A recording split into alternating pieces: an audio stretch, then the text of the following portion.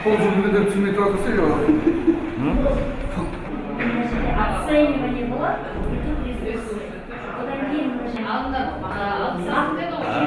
жоқ, өзі сабағының мақсаты болады. Слушание болады.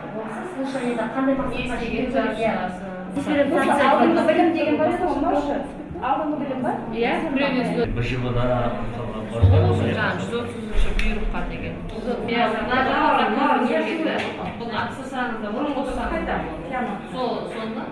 сонда білетінімізді айтайықшы. Кәне? Мұнда сансыз баршамызға осы белгілі туындысын жазып кеткен ұлы жазушымызды баршамыз жақсы білеміз және оның еңбектерімен жақсы таныспыз. Абай жолы, Абай бұл 19 ғасырдың заңғар биігі, ал Мұхтар Әуезов 20 ғасырдың асқар белі. Көріністерге тәнті болдық. Абай туралы одан әрі Ақын жазушылар пікір білдірген. Қандай тараулардан тұрады? Қанша? Қане? Бала соны айтайық. жазушылары бұл ұлы кітабымызға пікір білдірген. Бірінші кітапта қалай басталатын еді тарау? Абайдың?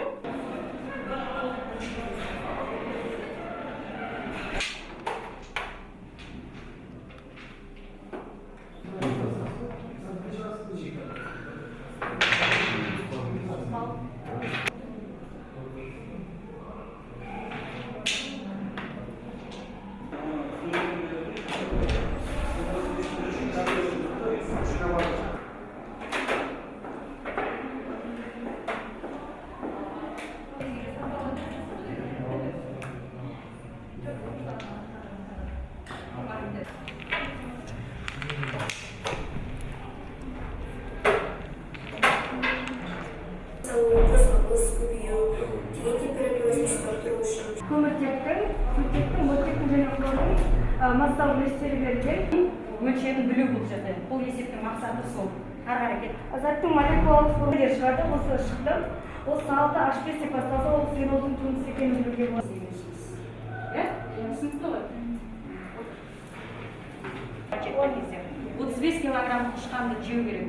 Ал ол тышқан жаңағы өзінен кейінгі тұрған трофикалық деңгейдегі тұрған ағзаны тұтынуы, ол жоғарылаған сайын сандық несі азаяды деген сөз. Ал төмен деген сайын оның сандығы